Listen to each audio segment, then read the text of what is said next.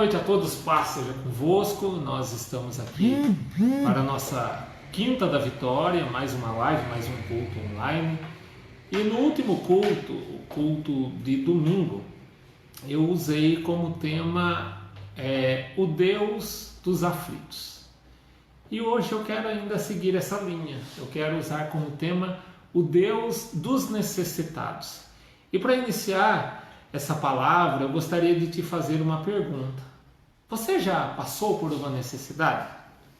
E completando essa pergunta, qual foi a sua opção ou a sua reação para sair dessa situação? Pensa um pouquinho. Muitas vezes nós buscamos saídas baseadas na nossa própria força, no nosso entendimento. E nos esquecemos de que nós temos uma arma que é poderosa, que é a oração. A oração, ela tem a capacidade de abrir caminhos onde não existe, abrir portas em paredes fechadas. A prática da oração, ela é a nossa declaração de fé mais importante. Então, se você é um cristão, a sua maior declaração de fé é a sua oração. Hoje em dia nós vemos muitas pessoas necessitadas. Mas quem são esses necessitados? Quem seriam os necessitados?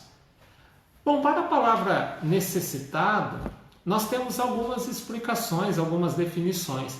Por exemplo, a maioria dos dicionários aponta como necessitado aquele que padece ou aquele que passa por uma necessidade. Isso é muito óbvio, aquele que não tem o básico. Mas a Bíblia, ela expande um pouquinho esse conceito. E ela afirma que necessitado é alguém que precisa de algo que somente Deus pode dar. Ou necessita, carece de uma ajuda que só pode vir de Deus. É aquele ou aquela que precisa de uma intervenção divina na sua vida. Então, segundo a Bíblia, necessitado é aquele que precisa, que carece, que depende de algo que somente Deus pode fazer. Então, veja bem a diferença. Necessitado num conceito geral, num conceito secular, é aquele que necessita de qualquer coisa. Mas a Bíblia chama de necessitado exclusivamente aquele que precisa de algo que somente Deus tem para dar. Exclusivamente Deus tem para dar. E ainda, segundo a Bíblia, existem dois tipos de necessitados. A Bíblia, ela cita dois tipos de necessitados. O primeiro deles, eu gostaria que você acompanhasse comigo, e essa é a nossa primeira leitura bíblica da noite, no Salmo 40, o versículo 17. Vai abrindo aí a sua Bíblia. O Salmo 40, no verso 17. Abra aí, por favor. Salmo 40, versículo 17. Mais uma vez, Salmo 40, o último versículo desse salmo, o 17. E ele diz assim, eu sou pobre e necessitado, mas o Senhor cuida de mim. Tu és o meu auxílio e o meu libertador. Não te detenhas, ó meu Deus. Então vamos lá. Qual é o primeiro tipo de necessitado que a Bíblia ela aponta, que ela demonstra? É aquele que reconhece as suas necessidades e se humilha diante de Deus. Mais uma vez, o primeiro necessitado citado pela Bíblia é aquele que reconhece as suas necessidades e ele se humilha perante Deus, se humilha diante de Deus. Então essa pessoa, ela consegue se enxergar como ela realmente é. Nem mais, nem menos. Exatamente como ela é. Ela reconhece que ela precisa de ajuda e que não consegue mudar a sua situação sozinha. Por isso ela se humilha diante de Deus e confia nele. Ou seja, confia a sua necessidade nele, ciente de que ele pode mudar, que Ele pode resolver, que Ele pode alterar. Ela não fica, uma palavra assim, um termo muito usado nos nossos dias, não fica lá numa boa, de braços cruzados, longe disso, mas ela sabe que é o Senhor quem está cuidando de todas as coisas e que virá em seu socorro. Então esse é o primeiro tipo de necessitado que a Bíblia mostra. Mas a Bíblia ela ainda mostra um outro. E esse outro nós podemos ver detalhes dele no último livro da Bíblia, em Apocalipse, o capítulo 3. Vai abrindo também, lá no final da Bíblia, Apocalipse, capítulo 3. Nós vamos ler do verso 15 até o 22. Então, mais uma vez, Apocalipse 3, do verso 15 ao 22. Olha o que diz o texto. Eu sei as suas obras, que nem és frio, nem quente.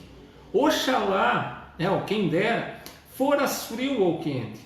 Assim porque és morno, e não és frio nem quente, vomitar-te-ei da minha boca. Como dizes, rico sou, e estou enriquecido, e de nada tenho falta, e não sabes que és um desgraçado, miserável, pobre, cego e nu. Aconselho-te que de mim compres ouro provado no fogo, para que te enriqueças, e vestidos brancos, para que te vistas, e não apareça a vergonha da tua nudez, e que unjas os teus olhos com colírio, para que vejas. Eu repreendo e castigo a todos quantos amo. Sê, pois, zeloso e arrepende-te. Eis que estou à porta e bato. Se alguém ouvir a minha voz e abrir a porta, entrarei em sua casa. E com ele cearei, e ele comigo. Ao que vencer, lhe concederei que se assente comigo no meu trono, assim como eu venci e me assentei com meu Pai no seu trono. Quem tem ouvidos, ouça o que o Espírito diz às igrejas. Eu quero que atente bem, e muito bem, para o que diz o versículo 18, quando fala de algumas necessidades que esse tipo de pessoa tem. Do ouro provado no fogo, ou seja, das verdadeiras riquezas diante de Deus, valores que não são tangíveis, que não são palpáveis, para que se enriqueça disso. Depois fala de vestidos brancos, vestes brancas, para que não apareça a vergonha da nudez, ou seja, santidade, as vestes de santidade. E por fim, que unjas os teus olhos com colírio para que vejas. Por quê? Porque esse tipo de pessoa está com uma visão comprometida, não consegue enxergar a sua própria vida. Então, o segundo tipo de necessitado que a Bíblia mostra é aquele que nem sabe o quanto é necessitado. Aquele que se contenta com o que não é o essencial para a sua vida. Muitas vezes com bens materiais, muitas vezes com a fama, muitas vezes pelo fato de ser reconhecido pelos homens, por uma tradição que não serve para nada, filosofia avança. Então esse é necessitado e ele nem sabe o que é, pelo menos não tem ideia de quanto é necessitado. Esse é aquele que é orgulhoso demais para reconhecer a sua situação, que não dá o braço a torcer, né? Um outro termo bem moderno. Esse a Bíblia diz que ele é o mais miserável de todos. Ele está na pior situação, mas acha que não precisa de ajuda. Então veja bem, esse texto de Apocalipse fala da carta à igreja de Laodiceia, representa um período, né? Eu falei sobre isso na história da igreja. Então essa igreja, ela não estava sendo atacada pelo diabo, ela já estava morta espiritualmente, era como se fosse um zumbi. Parecia que tinha vida, mas na verdade não. Na verdade estava morta. Só pensava na sua existência, não enxergava as necessidades dos outros, nem a sua própria miséria. Jesus não faz parte da vida desse tipo de necessitado. Ele está do lado de fora. Ele pode entrar, ouvir as orações, atender ao clamor, mas só quando essa pessoa reconhecer o quanto precisa, e é isso que é o abrir a porta, quando tiver os seus olhos abertos, e por isso do colírio, é que Jesus ele vai intervir. Então a oração ela é um instrumento de quebra de orgulho na vida das pessoas, inclusive da nossa. Mas às vezes nós temos uma dúvida. Pastor, qual dúvida? A dúvida é, será que Deus ele responde às minhas orações? Então vamos para um outro texto bíblico para nós vermos isso aí. Agora Isaías, livro do profeta Isaías, capítulo 59. Vamos lá, Isaías 59. Nós vamos ler os 3 primeiros versículos. 1, 2 e 3. Então, mais uma vez, Isaías 59, versos 1, 2 e 3. Acompanhe comigo quando o texto diz: eis que a mão do Senhor não está encolhida, para que não possa salvar, nem seu ouvido agravado, para não poder ouvir. Mas as vossas iniquidades é sequência de pecados. As vossas iniquidades fazem divisão entre vós e o vosso Deus, e os vossos pecados encobrem o seu rosto de vós, para que vos não ouça. Prestou atenção nesse texto? O profeta Isaías está falando que Deus ele não está impossibilitado de nos ouvir. O que acontece é que o nosso comportamento, os nossos pecados, ou as nossas iniquidades, que é a sequência de pecado, elas nos impedem de receber o favor de Deus. E o orgulho, como eu li agora há pouco, como eu mencionei agora há pouco, é um deles e talvez um dos maiores dele. Então, um segredo muito poderoso para mudar a nossa vida é a oração. Pela oração, nós falamos com Deus, mas também nós recebemos instruções dele daquilo que precisa ser alterado em nós. Quando há em nós culpa, falta de arrependimento, murmuração, esquemas mundanos, mentira, maldade, então nós ficamos separados de Deus. É o pecado que faz essa separação. E por justiça, ele não pode nos responder. A única maneira de não sermos ouvidos por Deus é quando nós não nos arrependemos. Agora, se reconhecemos a nossa situação, a nossa carência, a nossa necessidade e nos arrependemos, isso é anulado. Esse bloqueio, essa separação é anulado. Aí então Deus habita em nós por meio do teu Santo Espírito, do seu Santo Espírito, do seu Espírito Santo. Vamos ler mais 2 textos para entender bem isso? O primeiro deles ainda em Isaías 57, verso 15. Bem perto, Isaías 57, versículo 15. E diz assim, se você não conseguir acompanhar, anotar, enfim, depois vai recapitulando. Isaías 57, 15 diz: porque assim diz o alto e o sublime, que habita na eternidade, cujo nome é santo. Num alto e santo lugar habito, e também com o contrito e abatido de espírito, para vivificar o espírito dos abatidos, e para vivificar o coração dos contritos. Abatido e contrito é aquele que se rasga diante de Deus, aquele que se mostra diante de Deus, expõe as suas necessidades, as suas falhas, para que Deus possa alterar. O outro texto também em Isaías, agora no capítulo 66, o versículo de número 2, diz assim: porque a minha mão fez todas essas coisas, e todas essas coisas foram feitas, diz o Senhor. Mas eis para quem olharei? Para o pobre e abatido de espírito, e que treme diante da minha palavra. Então veja bem, para quem Deus dá atenção? Aquele que se apresenta diante dele, se mostra diante dele. Aí ele não só nos ouve, mas também nos fortalece. Isso é muito importante. Agora, mais uma pergunta. Complementando isso.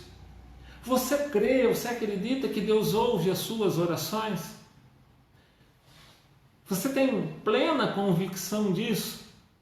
Mediante tudo aquilo que foi falado, essas condicionais? A maioria das pessoas, elas nem creem que Deus ouve as suas orações. Porque se cresce, elas orariam também. O problema da falta de oração não é, como muitos dizem, a falta de tempo ou desânimo. Na verdade, é a falta de fé. Ou até, alguns podem crer que Deus ouve, mas só quando eles estão fazendo tudo certinho, por um longo período, por um longo tempo, sem nenhum erro. E isso é um engano. Quem ensina isso é o diabo. Quem ensina que nós temos que estar perfeitos para estarmos diante de Deus é o inimigo. Jesus morreu e ressuscitou. Ele derramou o seu sangue para que nós pudéssemos ter comunhão com Deus. É o que diz, por exemplo, Hebreus 10, 19 e 20. É por conta do sacrifício de Jesus que nós temos acesso a Deus, não pela nossa perfeição. Embora nós devemos sempre buscar a perfeição, mas não é por ela que temos acesso a Deus. Porque Ele agora, por conta do sacrifício de Jesus, Ele nos vê como justificados. Essa é a verdade da palavra de Deus. Isso é inegável. Agora, você crê nisso? É necessário crer. Aquele que tem fé, aquele que ora e aquele que lê a palavra de Deus, ele passa a entender então as promessas de Deus.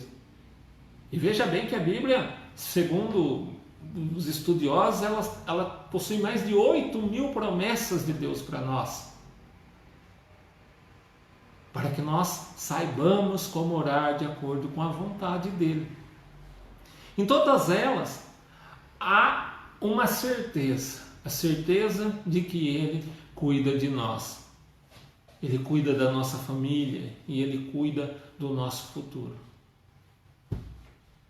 Pense bem, Deus te ama e Ele é o socorro, como diz a Bíblia, bem presente nos momentos de necessidade, nos momentos de angústia.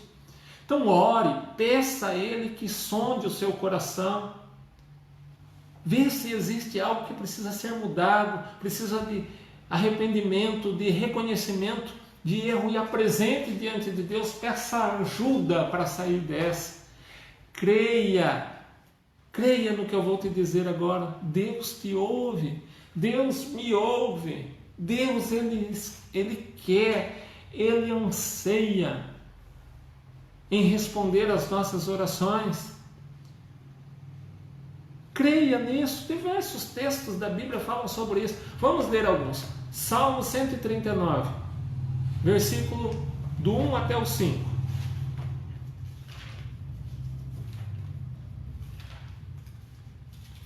Salmo 139, do 1 ao 5, diz assim: Senhor, Tu me sondaste e me conheces. Tu conheces o meu assentar e o meu levantar, de longe entendes o meu pensamento. Cercas o meu andar e o meu deitar e conheces todos os meus caminhos. Sem que haja uma palavra na minha língua, eis que, ó Senhor, tudo conheces. Tu me cercaste em volta e puseste sobre mim a tua mão. Agora, lá no Novo Testamento, Efésios capítulo 3, vamos lá. Efésios capítulo 3, versículos 20 e 21. Ora, aquele que é poderoso para fazer tudo, muito mais abundantemente além daquilo que pedimos ou pensamos, segundo o poder que em nós opera. A esse glória na igreja, por Jesus Cristo, em todas as gerações, para todo o sempre. Amém. Prestou atenção no versículo 20? Ele é poderoso para fazer até além daquilo que nós pedimos ou até pensamos. Ele é poderoso por um poder que em nós opera. E nós precisamos crer nisso para passar então a orar de acordo com a sua vontade. E eu quero encerrar para falar da vontade de Deus, fazer a leitura que está lá na primeira carta de João, agora mais uma vez lá no final da Bíblia. 1 João, capítulo 5, versículos 14 e 15. O subtítulo dessa palavra já é a eficácia da oração. Mas os versículos 14 e 15 dizem assim: e essa é a confiança que temos nele, que se pedirmos alguma coisa segundo a sua vontade, ele nos ouve. E se sabemos que nos ouve em tudo o que pedimos, sabemos que alcançamos as petições que lhe fizermos. Veja bem, Deus ouve as nossas orações quando elas estão de acordo com a sua vontade.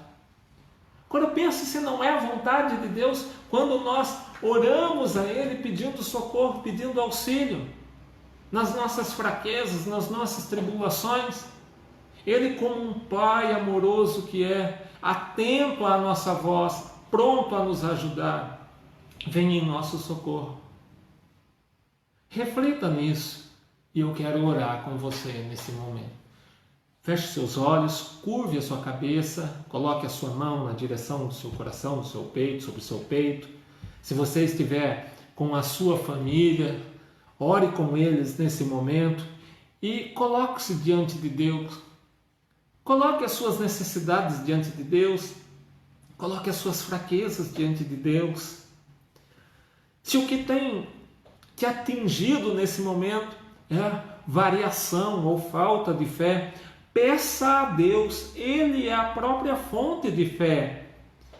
Peça que Deus, Ele aumente o seu interesse por sua palavra. Ele te ouve. Fale com Ele nesse momento. Pai, eu oro agora em favor dessa vida que está assistindo a esse culto. Essa pessoa que está na sua casa, esteja onde estiver, ó Pai, de acordo com os seus propósitos, vá em socorro através do teu Espírito Santo. Console, conforte esse coração abatido. Coloque para fora esse medo do futuro, medo de tomadas de decisões. De acordo com as suas promessas, a sua palavra, seja sobre esse lar, essa casa, essa família. Eu oro, Senhor, e eu te agradeço por aquilo que tem feito e aquilo que vai fazer. Em nome de Jesus, em nome de Jesus. Amém. E graças a Deus. Antes de encerrar essa live, esse culto, eu gostaria de te fazer um convite. Eu vou deixar depois nos comentários o endereço, né, do nosso canal no YouTube, para que você também possa assistir os vídeos lá, tá? E nos acompanhar pelas demais redes sociais. Até mais do que isso, eu gostaria de te pedir e de certa forma te desafiar a enviar, a compartilhar esses vídeos com mais pessoas. É a palavra de Deus e todos nós necessitamos da palavra de Deus. Então compartilhe, né, para a lista dos seus amigos, indique para que esses também sejam abençoados. De quando em quando eu ouço pessoas dizendo: eu queria estar preparado para ser um ministro, para ser um pregador, para ser um pastor, para falar para diversas pessoas. E eu sempre oro para que Deus capacite. Mas eu sei que falar em público às vezes não está, né, no sangue de todos. Mas as pessoas elas podem fazer evangelismo dessa forma que eu falei também, compartilhando, publicando mensagens, tá bem? Então eu te desafio a isso, conto com a sua colaboração e que mais uma vez Deus te abençoe em nome de Jesus. Fique na bênção, fique na paz. Até a próxima.